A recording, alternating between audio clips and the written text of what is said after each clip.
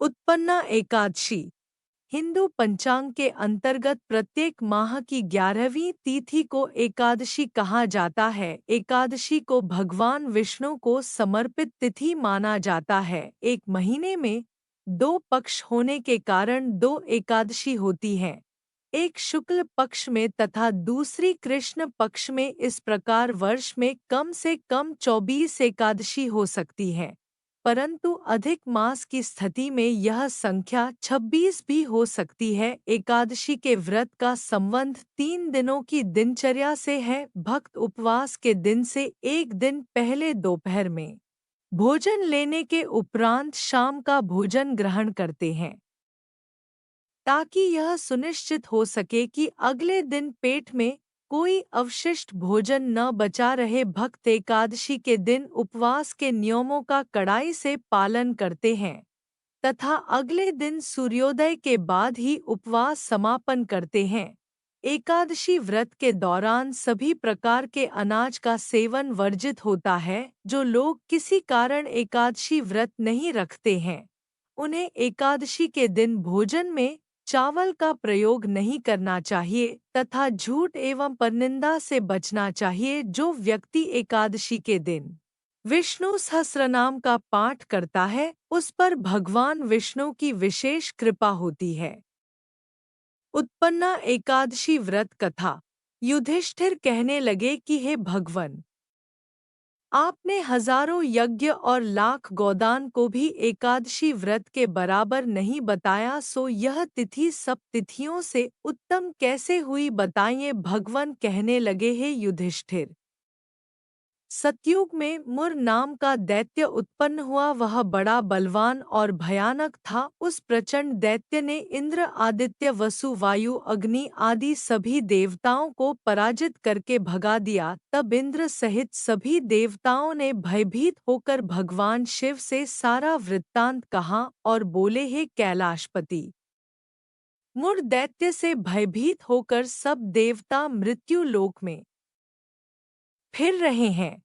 तब भगवान शिव ने कहा, है देवताओं, तीनों लोकों के स्वामी भक्तों के दुखों का नाश करने वाले भगवान विष्णु की शरण में जाओ, वे ही तुम्हारे दुखों को दूर कर सकते हैं। शिवजी के ऐसे वचन सुनकर सभी देवता क्षीर सागर में पहुँचे। वहां भगवान को शयन करते देख हाथ जोड़कर उनकी स्तुति करने लगे कि हे देवताओं द्वारा स्तुति करने योग्य प्रभो, आपको बारंबार नमस्कार है। देवताओं की रक्षा करने वाले मधुसूदन, आपको नमस्कार है, आप हमारी रक्षा करें। दैत्यों से भयभीत होकर हम सब आपकी शरण में आए हैं। आप इस संसार के कर्ता, माता पिता, उत्पत्ति और पालन करता और सहार करने वाले हैं। सबको शांति प्रदान करने वाले हैं। आकाश और पाताल भी आप ही हैं। सबके पितामह ब्रह्मा, सूर्य, चंद्र, अग्नि, सामग्री, होम, आहुति, मंत्र, तंत्र, जप, यजमान, यज्ञ, कर्म करता, भोक्ता भी आप ही हैं।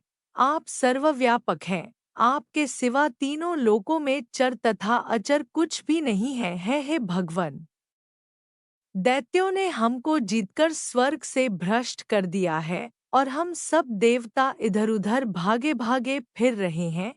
आप उन दैत्यों से हम सबकी रक्षा करें।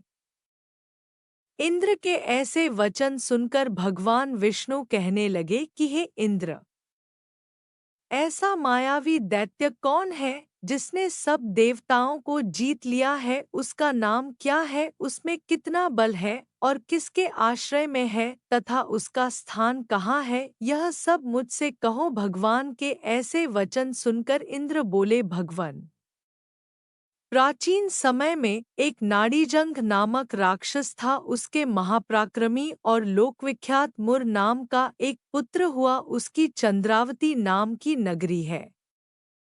उसी ने सब देवताओं को स्वर्ग से निकालकर वहां अपना अधिकार जमा लिया है। उसने इंद्र, अग्नि, वरुण, यम, वायु, ईश, चंद्रमा, नैऋत आदि सबके स्थान पर अधिकार कर लिया है। सूर्य बनकर स्वयं ही प्रकाश करता है, स्वयं ही मेघ बन बैठा है और सबसे अजय है हे असुर निकंदन। उस दुष्ट को मारकर देवताओं को अजय बनाइए। यह वचन सुनकर भगवान ने कहा, है देवताओं, मैं शीघ्र ही उसका संहार करूंगा, तुम चंद्रावती नगरी जाओ। इस प्रकार कहकर भगवान सहित सभी देवताओं ने चंद्रावती नगरी की ओर प्रस्थान किया। उस समय जब दैत्य मुर सेना सहित युद्ध भूमि में गरज रहा था, उसकी भयानक गर्जना सुनकर सभी देवता भय के मारे चारों दिशाओं में भागने लगे। जब स्वयं भगवान रणभूमि में आए तो दैत्य उन पर भी अस्त्र शस्त्र आयुध लेकर दौड़े। भगवान ने उन्हें सर्प के समान अपने बाणों से बींध डाल। बहुत से दैत्य मारे गए, केवल मुर बचा रहा। वह अविचल भाव से भगवान के साथ युद्ध करता रहा। भगवान जो भी तीक्ष्ण बाण चलाते वह उसके लिए पुष्प सिद्ध होता। उसका शरीर छिन्न भिन्न हो गया, किंतु वह लगातार युद्ध करता रहा। दोनों के बीच मल्लयुद्ध भी हुआ। 10,000 वर्ष तक उनका युद्ध चलता रहा, किंतु मुर नहीं हारा। थककर भगवान बद्रिकाश्रम चले गए। वहाँ हेमवती नामक सुंदर गुफा थी। उसमें विश्राम करने के लिए भगवान उसके अंदर प्रवेश कर गए। यह गुफा 12 योजन लंबी थी और उसका एक ही द्वार था। विष्णु भगवान वहाँ योगनिद्रा की गोद में सो गए। मुर भी पीछे पीछे आ गया और भगवान को सोया देखकर मारने को उद्यत हुआ। तभी भगवान के शरीर से उज्ज्वल कांतिमय रूप वाली देवी प्रकट हुई। देवी ने राक्षस मुर को ललकारा, युद्ध किया और उसे तत्काल मौत के घाट उतार दिया। श्री हरि जब योगनिद्रा की गोद से उठे तो सब बातों को जानकर उस देवी से कहा कि आपका जन्म एकादशी के दिन हुआ है, अतः आप उत्पन्ना एकादशी के नाम से पूजित होंगी। आपके भक्त वही होंगे जो मेरे भक्त हैं। जय हो विष्णु भगवान की जय हो। जय श्री हरि। इस प्रकार की सभी व्रत की कथाएं और कहानियां सुनने के लिए कृपया आप अपने इस YouTube चैनल को लाइक, शेयर और सब्सक्राइब करें। धन्यवाद।